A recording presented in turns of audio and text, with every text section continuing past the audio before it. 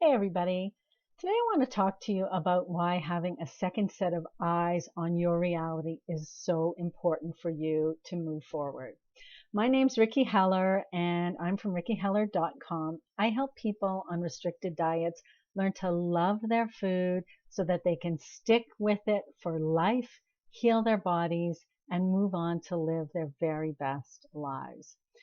So I want you to think about those occasions when perhaps you pass right by something and you don't actually see it. So as an example, you might be writing a report for work, let's say, or back in the days of school, you were writing an essay for school or university or something. And maybe you've done proofreading on it several times. You've corrected everything. You've looked at it over and over to make sure that everything's perfect. And then you show it to a colleague and they point out a typo, right? And you're like, what? I mean, I reread that thing 50 times. I can't believe I missed that.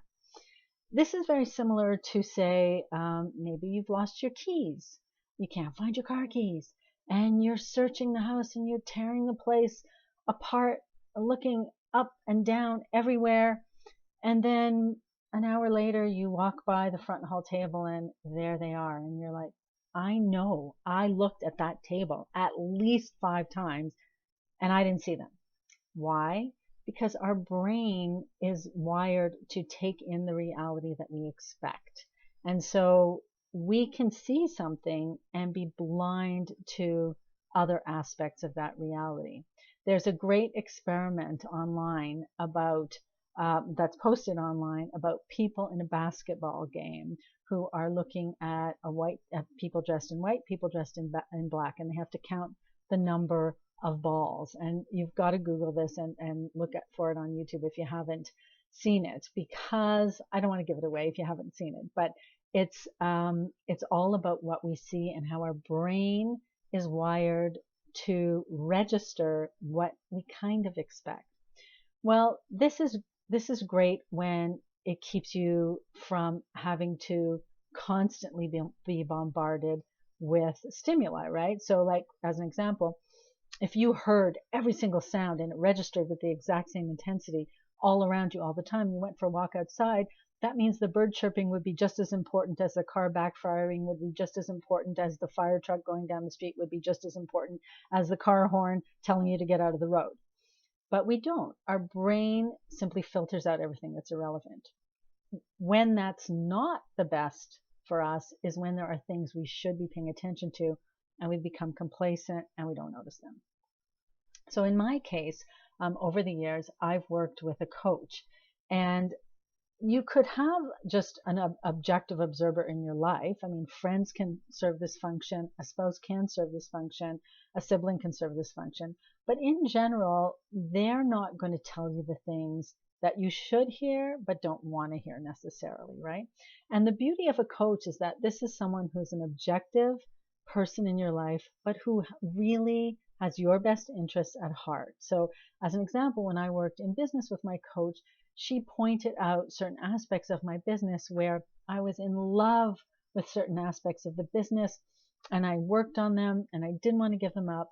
But as she rightly pointed out, I needed to let those things go in order to open up the space to bring in other things.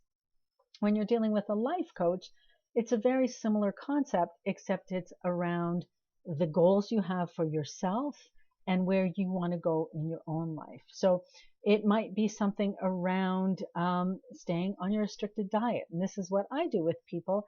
If you're feeling stuck and you're unable to see a way forward, oftentimes it's the coach's job to point out to you those things that you missed or those things that you simply can't see because you've been so ingrained in that particular mindset and situation for so long.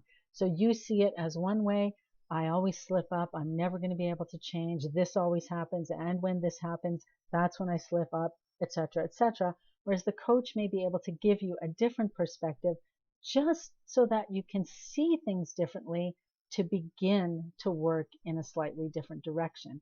And sometimes it's just a tiny change that makes all the difference, right?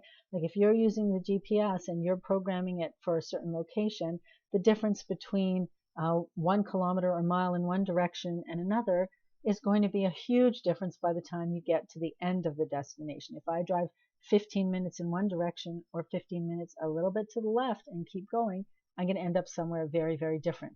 So sometimes it's just a very small change in perspective that we need, but it might be one that we weren't able to see ourselves. So that's one of the reasons I love working with a coach, and I wanted to let you guys know one of the things that a coach can do for you. So I'm going to be talking more about the value of a coach through other Facebook Lives.